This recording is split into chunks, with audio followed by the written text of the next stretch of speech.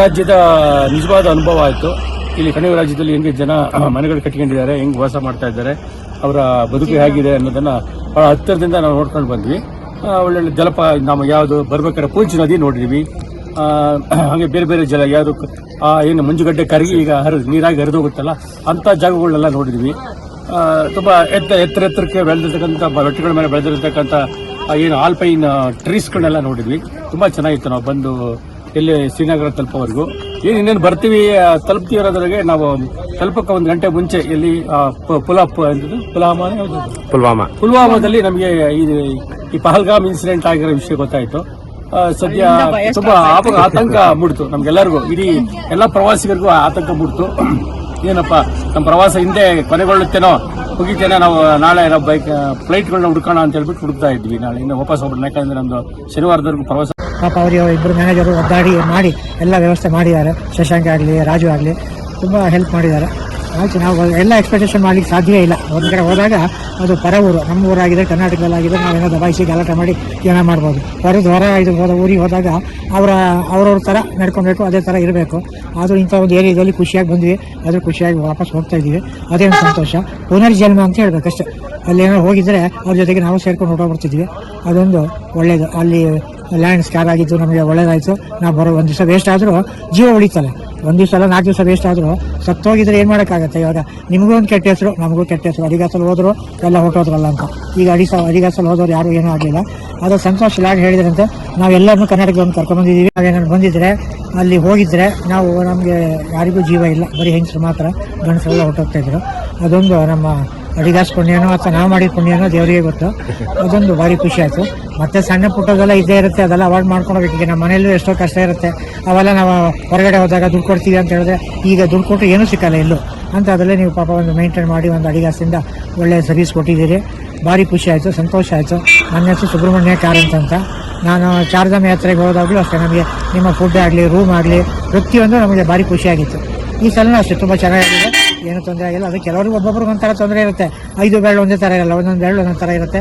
ಹಾಗೆ ಒಬ್ಬೊಬ್ಬರು ಇದು ಆಕಾಂಕ್ಷೆಗಳು ಒಂದೊಂದು ಥರ ಇರ್ತವೆ. ಅದೇನು ಮಾಡ್ಲಿಕ್ಕೆ ಸಾಧ್ಯ ಇಲ್ಲ. ನಮಗಂತೂ ಅನುಕೂಲ ಆಯಿತು, ಚೆನ್ನಾಗಾಯಿತು. ಪಾಪ ಅವರಿಗೆ ಇಬ್ಬರು ಮ್ಯಾನೇಜರು ಒದ್ದಾಡಿ ಮಾಡಿ ಎಲ್ಲ ವ್ಯವಸ್ಥೆ ಸೆಟ್ಲ್ ಆಗಿದ್ದೇನೆ. ನಾವು ಇಷ್ಟು ದಿವಸ ಇಂಡಿವಿಜುವಲ್ ಆಗಿ ಟ್ರಿಪ್ ಅರೇಂಜ್ ಮಾಡ್ಕೊಂಡು ಹೋಗ್ತಾ ಇದ್ವಿ. ನಾವು ಈ ಸಲ ಇಲ್ಲಿಗೆ ಬರೋದಕ್ಕೆ ಒಂದು ಯಾವ್ದಾನ ಯಾತ್ರೆನಲ್ಲಿ ಹೋಗೋಣ ಅಂತ ಡಿಸೈಡ್ ಮಾಡಿ I went to some other 2-3 ಯಾತ್ರಾಸ್. ಬಟ್ ಏನೋ ಈ ಅಡಿಗಾಸ್ ಯಾತ್ರಾ ಆಫೀಸ್ಗೆ ಹೋದಾಗ I was pleased actually. So ಅಡಿಗಾಸಲ್ಲೇ ಹೋಗೋಣ ಅಂತ ಡಿಸೈಡ್ ಮಾಡಿ ನಾವು ಅರ್ಲಿಯರಾಗಿ ಅಡಿಗಾಸಲ್ಲಿ ಬರೋದಕ್ಕೆ ಇದು ಮಾಡಿದ್ವಿ. ನಾವು ಏನು ಅನ್ಕೊಂಡು ಬಂದ್ವೋ ನಾವು ಅದನ್ನು ಪಡ್ಕೊಂಡ್ವಿ. ಆ್ಯಕ್ಚುಲಿ ನನಗೆ ತುಂಬ ಇಂಪ್ರೆಸ್ ಆಯಿತು ಇದೀವಾಗ ಬಂದಿದ್ದು. ಫುಡ್ ಆಗಲಿ, ಅರೇಂಜ್ಮೆಂಟ್ಸ್ ಆಗಲಿ. ಈಗ ಟ್ರಿಪ್ಪಲ್ಲಿ ಟೂರ್ ಮ್ಯಾನೇಜರ್ಸ್ ಶಶಾಂಕ್ ಅವರು, ರಾಜು ಅವರು, ದೇ ಆರ್ ವೆರಿ ಕೋಪರೇಟಿವ್. ನಾವು ಯಾವುದೋ ಒಂದೊಂದು ಮೂಮೆಂಟಲ್ಲಿ ಏನಾನ ಅಂದ್ರೆ ಅವ್ರು ನೊಣ್ಣೆತ್ತಲ್ಲೇ ಸ್ವೀಕರಿಸ್ತಿದ್ರು. ಸೊ ಈ ಥರ ಇರೋರು ನಮಗೂ ತುಂಬ ಒಳ್ಳೆಯದು ಆ್ಯಕ್ಚುಲಾಗಿ ಬಂದಾಗ. ನಾವು ಈಗ ಸೀನಿಯರ್ ಸಿಟಿಸನ್ಸು, ನಮ್ಮಂಥವ್ರಿಗನಕ ದಿ ಬೆಸ್ಟ್ ಯಾತ್ರೆ ಇದು. ಎಲ್ಲದ್ರದ್ದು ಅರೇಂಜ್ಮೆಂಟ್ಸು ಚೆನ್ನಾಗಿತ್ತು. ಇವತ್ತು ನಾವು ಈಗ ಇದೆಲ್ಲ ಮಾಡಿದ್ರಿ. ಸ್ವಲ್ಪ ಟೈಮಿಂಗ್ ಸ್ವಲ್ಪ ಅವ್ರಿಗೆ ಹೇಳಿಬಿಟ್ಟು ಟೈಮ್ಸ್ ಏನೆಲ್ಲ ಅಡ್ಜಸ್ಟ್ ಮಾಡಬೇಕು. ಅವ್ರಿಗೆ ಹೇಳ್ಬೇಕು, ನಿಮ್ಮ ಇದೆಲ್ಲ ಬಾಕಿ ಬಂದವರಿಗೆಲ್ಲ ಹೇಳಿಬಿಟ್ಟು ಈಗ ಟೈಮ್ ಕರೆಕ್ಟಾಗಿ ಇರಬೇಕು ಅನ್ನೋ ಇದನ್ನು ಮಾಡಬೇಕು. ಆಮೇಲೆ ಬಾಕಿ ಇದೆಲ್ಲ ಚೆನ್ನಾಗಿತ್ತು. ನಮ್ಮದೊಂದು ಒಳ್ಳೆ ಎಕ್ಸ್ಪೀರಿಯನ್ಸ್ ಆಯಿತು. ನಮ್ಮ ದುರದೃಷ್ಟಕ್ಕೆ ಲ್ಯಾಂಡ್ ಸ್ಲೈಡ್ ಆಗಿ ಮತ್ತು ಇದೊಂದು ಶೂಟ್ ಇದೆಲ್ಲ ಆಗಿ ಸ್ವಲ್ಪ ತೊಂದರೆ ಆಯಿತು. ಅದು ನಿಮ್ಮ ಇದೆಲ್ಲ ನಮ್ಮ ಒಂದು ದುರದೃಷ್ಟ ಅಂತ ಹೇಳೋಕ್ಕಾಗಲ್ಲ. ಅದು ನಾವು ಲಕ್ ಅಂತಲೇ ಹೇಳ್ಬೇಕು. ಅಂದರೆ ನಾವು ಅದರಿಂದ ಉಳಿದಿದ್ದೇವೆ ಅಂತ ಹೇಳ್ಬೋದು. ದೇವರು ನಮ್ಮನ್ನು ಕಾಪಾಡಿದೆ ಅಂತ ಹೇಳ್ಬೋದು. ಅದನ್ನು ಉಳಿದು ಬಂದಿದೆ. ಅದನ್ನು ನೀವು ಕಂಟಿನ್ಯೂ ಮಾಡಬೇಕು ಅಂತ ಮಾಡಿದ್ರಲ್ಲ, ಅದು ದೊಡ್ಡ ಇದು. ಅದು ಬೇಡ, ಇನ್ನು ಹಿಂದೆ ಹೋಗೋಣ ಅಂತ ಅಂದಿದ್ರೆ ಅದು ಭಾಳ ಇದಾಗ್ತಿತ್ತು, ನಮಗೆ ಭಾಳ ಇದಾಗ್ತಿತ್ತು ಬೇಜಾರು. ಅದು ಕಂಟಿನ್ಯೂ ಮಾಡಿದ್ರೆ ಆದಷ್ಟು ನೀವು ಟ್ರೈ ಮಾಡಿ ಒಂದು ಚೆನ್ನಾಗಿ ಒಂದು ಯಾತ್ರೆಯನ್ನು ಮಾಡಿಸಿದ್ರೆ ನಿಮಗೆ ಒಳ್ಳೆಯದಾಗಲಿ. ಎಲ್ಲ ಅಡಿಗಾಸಿಗೆ ಥ್ಯಾಂಕ್ಸ್ ಹೇಳ್ತೀವಿ ಮಾಡ್ತೀವಿ.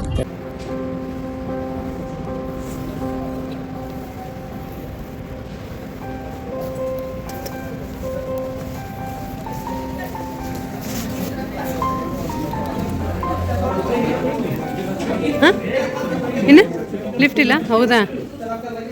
ಹಲೋ ಫ್ರೆಂಡ್ಸ್, ಎಲ್ಲರೂ ಹೇಗಿದ್ದೀರಾ? ಹೋಪ್ ಎಲ್ಲರೂ ಚೆನ್ನಾಗಿದ್ದೀರಾ ಅಂತ ಭಾವಿಸ್ತೇನೆ. ನಾನು ನಿಮ್ಮ ಪ್ರೀತಿಯ Shaila Satish. Welcome back to my channel. ಇವತ್ತಿನ ನನ್ನ ವಿಡಿಯೋದಲ್ಲಿ ಶ್ರೀನಗರದಿಂದ ಹೊರಟಿದ್ದಂತಹ ಒಂದು ವಿಡಿಯೋ ಆಗಿರುತ್ತೆ. ಸ್ವಲ್ಪ ಬೇಗನೆ ಎದ್ದು ಎಲ್ಲನೂ ವೆಕೇಟ್ ಮಾಡಿ ಅಲ್ಲಿಂದ ಹೊರಟ್ವಿ. ನಾವು ರಿವ್ಯೂಸ್ ಏನೂ ಕೊಡಲಿಕ್ಕಾಗಲಿಲ್ಲ, ಯಾಕಂದರೆ ಆಲ್ರೆಡಿ ನಾವು ವ್ಯಾನ್ಗೆ ಹೋಗಿ ಕೂತ್ಕೊಂಡ್ಬಿಟ್ಟಿದ್ವಿ. ಸೊ ಅದಕ್ಕೋಸ್ಕರ ನಮ್ಮ ವೀಡಿಯೋಸ್ ಇಲ್ಲ ಅಷ್ಟೇ. ಸೊ ಹಾಗೆಯೇ ಎಲ್ಲರಿಗೂ ಲಾಸ್ಟ್ ಅಲ್ಲೊಂದು ಸರಿ ಬಾಯ್ ಹೇಳಿ, ಎಲ್ಲರಿಗೂ ಫೋನ್ ಮಾಡಿ, ಕಾಲ್ ಮಾಡಿ, ಟಚ್ಚಲ್ಲಿರಿ, ಗ್ರೂಪಲ್ಲಿ ಮೆಸೇಜ್ ಮಾಡಿ, ಈ ರೀತಿ ಎಲ್ಲ ಹೇಳ್ಕೊಂಡು ಎಲ್ಲರೂ ಅಲ್ಲಿಂದ ಹೊರಟ್ವಿ. ಲಗೇಜಸ್ನೆಲ್ಲ ವ್ಯಾನ್ಗೆ ಹಾಕಿ ಪ್ಯಾಕ್ ಮಾಡಿಕೊಟ್ರು. ಎಲ್ಲರೂ ಕಾಶ್ಮೀರದಿಂದ ಹೊರಟಿದ್ದೀವಿ. ಸೊ ಹೋಟೆಲ್ ರೂಮ್ಸ್ ಎಲ್ಲ ವೆಕೇಟ್ ಮಾಡಿ ಸೊ ಲಗೇಜ್ ಎಲ್ಲ ಇಟ್ಟಿದ್ದೀವಿ. ಸೊ ಅವರನ್ನೇ ವ್ಯಾನ್ಗೆಲ್ಲ ಹಾಕ್ತಾರೆ. ಸೊ ಇಲ್ಲಿಗೆ ನಮ್ಮ ಒಂದು ಪ್ರವಾಸ ಮುಕ್ತಾಯ ಆಯಿತು. ಅಂತೂ ಭಯದಿಂದನೇ ನಾವು ಎಲ್ಲ ಒಂದಷ್ಟು ಪ್ಲೇಸ್ಗಳನ್ನ ಕವರ್ ಮಾಡಿದ್ವಿ. ಪೆಹಲ್ಗಾಮ್ ಬಿಟ್ಟು ಇನ್ನೆಲ್ಲ ಪ್ಲೇಸಸ್ಗಳನ್ನ ಕವರ್ ಮಾಡಿದ್ವಿ. ಆಲ್ಮೋಸ್ಟ್ ಎಲ್ಲ ಪ್ಲೇಸಸ್ಗಳನ್ನೂ ಕೂಡ ಕವರ್ ಮಾಡಿ ನೋಡಿದ್ವಿ. ತುಂಬ ಚೆನ್ನಾಗಿತ್ತು. ಸೊ ಎಲ್ಲರಿಗೂ ಬಾಯ್ ಹೇಳಿ ಸೊ ಹೊರಟಿದ್ದೀವಿ ಇವಾಗ ಏರ್ಪೋರ್ಟ್ಗೆ. ಸೊ 10:30ಗೆ ನಮಗೆ ಏರ್ಪೋರ್ಟ್ ಇರೋದು. ಅದಕ್ಕೋಸ್ಕರ ಟೀಮಿಂದನೇ ತಿಂಡಿ ಮತ್ತು ಊಟ ಎರಡು ಬಾಕ್ಸ್ಗಳನ್ನ ಕೂಡ ರೆಡಿ ಮಾಡಿ ಇಟ್ಟಿದ್ದಾರೆ. ಸೊ ಅದನ್ನೆಲ್ಲ ಬ್ಯಾಗ್ ಹಾಕ್ಕೊಂಡಿದ್ದೀವಿ. ಸೊ ಏರ್ಪೋರ್ಟಲ್ಲಿ ತಿನ್ಕೋಬೇಕಷ್ಟೆ. ಸೊ ಜರ್ನಿ ಎಲ್ಲ ಹೇಗಾಗುತ್ತೆ ಅದನ್ನು ಕೂಡ ಶೇರ್ ಮಾಡ್ತೀನಿ. ಸೊ ನಮ್ಮೂರಿಗೆ ಹೋಗಿ ಸೇಫಾಗಿ ರೀಚ್ ಆದರೆ ಸಾಕು ಅಂತ ಅನ್ನಿಸ್ಬಿಟ್ಟಿದೆ.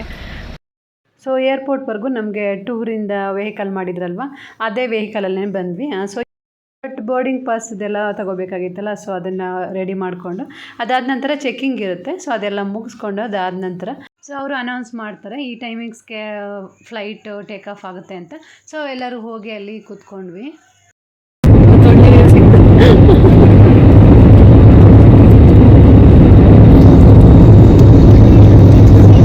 ಕೊನೆಗೂ ವಿಂಡೋ ಸೀಟ್ ಸಿಕ್ತು.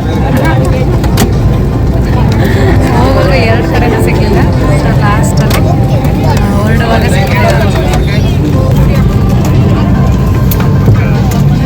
ಫೈನಲಿ ಈ ಸರಿ ವಾಪಸ್ ಹೋಗುವಾಗ ನಮಗೆ ವಿಂಡೋ ಸೀಟ್ ಸಿಕ್ಕಿದ್ದು ತುಂಬಾ ಖುಷಿ ಆಯಿತು. ಯಾಕಂದರೆ ವ್ಯೂ ತುಂಬ ಚೆನ್ನಾಗಿ ಕಾಣ್ತಾ ಇತ್ತು. ನನಗೆ ಆಸೆ ಇತ್ತು ಆ್ಯಕ್ಚುಲಿ, ಬೇರೆಯವರ ಲಾಕ್ಸಲ್ಲೆಲ್ಲ ನೋಡಿದ್ದೆ ನಾನು. ಈ ರೀತಿ ಶ್ರೀನಗರಕ್ಕೆ ಹೋದಾಗ ಮೌಂಟೇನ್ಸ್ ಎಲ್ಲ ಇರುತ್ತಲ್ಲ, ಐಸಿಂದ ಕವರ್ ಆಗಿರೋ ಮೌಂಟೇನ್ಸ್ ಅದೆಲ್ಲ ಕಾಣ್ತಾ ಇರುತ್ತೆ. ಅದೆಲ್ಲ ಲಾಕ್ಸಲ್ಲಿ ನೋಡಿದಾಗ ಅನ್ಕೋತಾ ಇದ್ದೆ ನಾನು ಹೋದಾಗ್ಲೂ ಈ ಥರ ಎಲ್ಲ ಇರುತ್ತೆ ಅಲ್ವಾ ಅಂತ. ಫೈನಲಿ ಅದನ್ನು ಕೂಡ ನೋಡಿದ್ವಿ. ತುಂಬ ಚೆನ್ನಾಗಿ ಕಾಣ್ತಾ ಇತ್ತು. ವ್ಯೂ ಅಂತೂ ಒಂಥರ ಹಾಲನ್ನು ಚೆಲ್ದಂಗೆ ಅನ್ನಿಸ್ತಾ ಇತ್ತು ಬೆಟ್ಟಗಳ ಮೇಲೆ. ಅಷ್ಟು ಚೆನ್ನಾಗಿರೋ ಒಂದು ವ್ಯೂ ಸಿಕ್ತು. ನಮಗಂತೂ ತುಂಬ ಖುಷಿ ಆಯಿತು. ಒಂಥರ ಬೆಳ್ಳಿ ಬೆಟ್ಟಗಳು ನಮ್ಮ ಒಂದು ಕಣ್ಮುಂದೆ ಇರೋ ರೀತಿ ಅನ್ನಿಸ್ತಾ ಇತ್ತು. ತುಂಬ ಚೆನ್ನಾಗಿತ್ತು. ಸೊ ಫೈನಲಿ ಅಹಮದಾಬಾದ್ ಏರ್ಪೋರ್ಟ್ಗೆ ಬಂದ್ವಿ. ಹಾಗೆ ಅಲ್ಲಲ್ಲಿ ಈ ರೀತಿ ಒಂದಷ್ಟು ಡೆಕೋರೇಟಿವ್ ಆಗಿ ಮಾಡಿದರು, ಮತ್ತು ಪ್ಲ್ಯಾಂಟ್ಸ್ ಎಲ್ಲ ಇಟ್ಟಿದ್ರು. ಸೊ ಅದೊಂಥರ ಚೆನ್ನಾಗಿತ್ತು. ಬಟ್ ಓವರಾಲ್ ಹೇಳಬೇಕು ಅಂದರೆ ನಮ್ಮ ಬ್ಯಾಂಗ್ಳೂರು ಏರ್ಪೋರ್ಟ್ಗಿಂತ ಅಷ್ಟೇನು ಇಡಿಸ್ಲಿಲ್ಲ ನನಗೆ ಈ ಏರ್ಪೋರ್ಟು. ತುಂಬ ಐಫೈ ಆಗೇನು ಕಾಣ್ತಾ ಇರಲಿಲ್ಲ, ಜಸ್ಟ್ ಹಾಗೇ ಓಕೆ ಅಂತ ಅನ್ನಿಸ್ತು ಅಷ್ಟೇ. ಬಟ್ ಅಲ್ಲಲ್ಲಿ ಗ್ರೀನರಿನ ಆ್ಯಡ್ ಮಾಡೋದ್ರಿಂದ ಒಂಥರ ಚೆನ್ನಾಗಿ ಕಾಣ್ತಾ ಇತ್ತು. ಅಹಮದಾಬಾದ್ಗೆ ಬಂದಿದ್ದೀವಿ, ರೀಚ್ ಆಗಿದ್ದೀವಿ ಅಹಮದಾಬಾದ್ಗೆ. ಸೊ ನೆಕ್ಸ್ಟ್ ಫ್ಲೈಟ್ ಬಂದು ಎಷ್ಟು ಗಂಟೆಗೆ? 4:40 ಸೊ ಇವಾಗ ಆಲ್ರೆಡಿ 1:30. ಸೊ 4:30ವರೆಗೂ ನಾವು ವೆಯ್ಟ್ ಮಾಡಲೇಬೇಕು. ಹಾಗೆ ಗ್ರೀನರಿ ಎಲ್ಲ ಇತ್ತಲ್ವ, ಅಲ್ಲೊಂಥರ ಚೆನ್ನಾಗಿತ್ತು. ಸೊ ಅಲ್ಲೊಂದಷ್ಟು ಫೋಟೋಸ್ ವೀಡಿಯೋಸ್ ಎಲ್ಲ ಮಾಡ್ಕೊಳ್ಳೋಣ ಅಂತ ಹೇಳಿ ಸೊ ಅಲ್ಲೂ ಹೋಗಿ ಒಂದಷ್ಟು ಫೋಟೋಸ್ ಎಲ್ಲ ತಗೊಂಡ್ವಿ. ಹಾಗೆ ನಮಗೆ ಸ್ವಲ್ಪ ಫ್ಲೈಟ್ ಲೇಟಾಗೇನೆ ಇತ್ತು. ನೆಕ್ಸ್ಟ್ ಫ್ಲೈಟ್ ಬಂದು ನಮಗೆ 4 o'clock ಆಗಿತ್ತು. ಸೊ ಅಲ್ಲಿವರೆಗೂ ಅಲ್ಲೇ ಇದ್ದು ನಾವು ವೆಯ್ಟ್ ಮಾಡಬೇಕಾಗಿ ಬಂತು. ಸೊ ಸಿಟಿ ಒಳಗಡೆ ಎಲ್ಲಾದರೂ ಹೋಗಿದ್ದು ಬರೋಣ, ನೋಡ್ಕೊಂಬರೋಣ ಅಂದರೆ ಅದನ್ನು ನೋಡಿದ್ರೆ 7 kilometers ಹೊರಗಡೆ ಇತ್ತು, ಅಂದರೆ ದೂರ ಇತ್ತು. ಸೊ ಹಂಗಾಗಿ ಅಲ್ಲೇನು ಹೋಗೋಕ್ಕೆ ಹಾಗೆ ಇಲ್ಲೇ ಓಡಾಡ್ಕೊಂಡೆಲ್ಲ ಟೈಮ್ ಸ್ಪೆಂಡ್ ಮಾಡೋಣ ಅಂತ ಹೇಳ್ಬಿಟ್ಟು ಸುಮ್ಮನೆ ಆಗಿದ್ವಿ. ಹಾಗೆಯೇ ಟಿಫನ್ ಕೊಟ್ಟಿದ್ರು. ಆ್ಯಕ್ಚುಲಿ ಅವರು ಬರುವಾಗಲೇ ನಮಗೆ ಬಾಕ್ಸಸ್ ಕೊಟ್ಟಿದ್ರು. ಸೊ ಅದರಲ್ಲೇ ತಿಂದ್ಕೊಂಡು ಒಂದಷ್ಟೊತ್ತೆಲ್ಲ ಕೂತಿದ್ವಿ. ಫ್ಲೈಟ್ಗೋಸ್ಕರ ವೆಯ್ಟ್ ಮಾಡ್ತಾ ಇದ್ದೀವಿ. ಇಲ್ಲಿಗೆ ಬರಲ್ಲ, ಅಲ್ಲಿಗೆ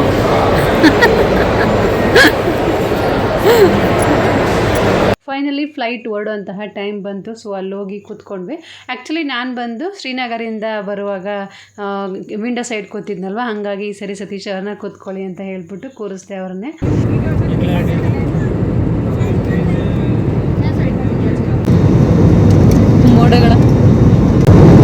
ಮೋಡಗಳ ನೀವು ನೋಡಿ ಎಷ್ಟು ಚೆನ್ನಾಗಿದೆ.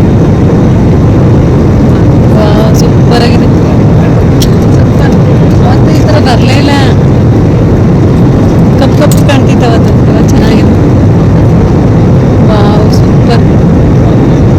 ಹಾಗೆ ಇಲ್ಲಿ ನಮಗೆ ಮೋಡಗಳು ತುಂಬ ಚೆನ್ನಾಗಿ ಕಾಣ್ತಾ ಇತ್ತು. ಒಂಥರ ಹತ್ತಿಗಳು ಅಲ್ಲಲ್ಲಿ ತುಂಬಿ ಇಟ್ಟಿರೋ ರೀತಿ ಕಾಣ್ತಾ ಇತ್ತು. ಅದೊಂಥರ ತುಂಬ ಚೆನ್ನಾಗಿ ಅನ್ನಿಸ್ತು. ಆ್ಯಕ್ಚುಲಿ ನನಗೆ ಈ ರೀತಿ ಮೋಡಗಳನ್ನ ನೋಡಲಿಕ್ಕೆ ಇಷ್ಟ ಇತ್ತು. ಬಟ್ ಅಲ್ಲಿ ನಾವು ಹೋಗುವಾಗ ಏನಂದರೆ ವೆದರ್ ಅಷ್ಟು ಚೆನ್ನಾಗಿರಲಿಲ್ಲ, ಹಾಗಾಗಿ ಒಂಥರ ಬ್ಲ್ಯಾಕ್ ಥರ ಕಾಣ್ತಾ ಇತ್ತು.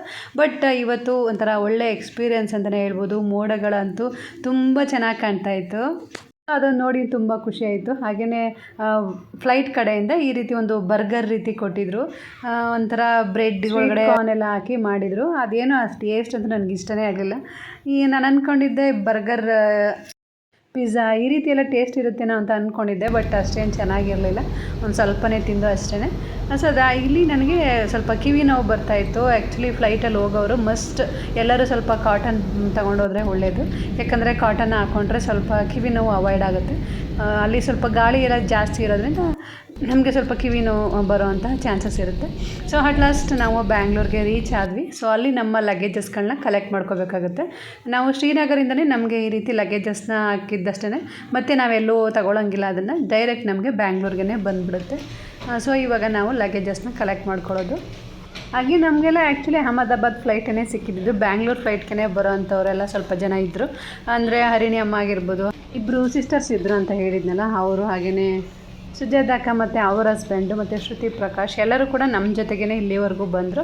ಸೊ ಬ್ಯಾಂಗ್ಳೂರಲ್ಲಿ ಬಾಯ್ ಹೇಳಿ ಎಲ್ಲರಿಗೂ ಅಟ್ ಲಾಸ್ಟ್ ಹೋಗಿದ್ದು ಬರ್ತೀವಿ ಅಂತೆಲ್ಲ ಹೇಳಿ ಹಾಗೆಯೇ ನಂಬರ್ ಕೂಡ ಎಕ್ಸ್ಚೇಂಜ್ ಮಾಡ್ಕೊಂಡ್ವಿ.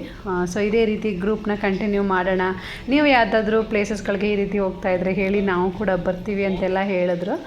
ಸೊ ಆ ಒಂದು ಜರ್ನಿ ಇನ್ನೂ ಕಂಟಿನ್ಯೂ ಆಗ್ತಾಯಿದೆ. ಇನ್ನೂ ಆ್ಯಕ್ಚುಲಿ ನಮ್ಮ ಒಂದು ಕಾಶ್ಮೀರ ಗ್ರೂಪಲ್ಲಿರುವಂತಹ ಕೆಲವೊಂದು ಮೆಂಬರ್ಸ್ಗಳು ಇನ್ನೂ ನಮ್ಮ ಟಚ್ಚಲ್ಲಿದ್ದಾರೆ. ಆವಾಗವಾಗ ಗ್ರೂಪಲ್ಲಿ ಮೆಸೇಜ್ ಎಲ್ಲ ಮಾಡ್ತಾಯಿರ್ತಾರೆ. ಹಾಗೆ ನನ್ನ ಲಾಗ್ಸ್ಗಳನ್ನೆಲ್ಲ ಅವರು ಕೂಡ ನೋಡಿದ್ದಾರೆ, ಇಷ್ಟಪಟ್ಟಿದ್ದಾರೆ. ವೆಲ್ಕಮ್ ಟು ಬೆಂಗಳೂರಿಗೆ ಸ್ವಾಗತ. ಎಸ್, ಫೈನಲಿ ಬೆಂಗಳೂರಿಗೆ ಬಂದ್ವಿ. ಫೈನಲಿ ಸೇಫಾಗಿ ರೀಚ್ ಆಗಿದ್ವಿ ಬೆಂಗಳೂರಿಗೆ.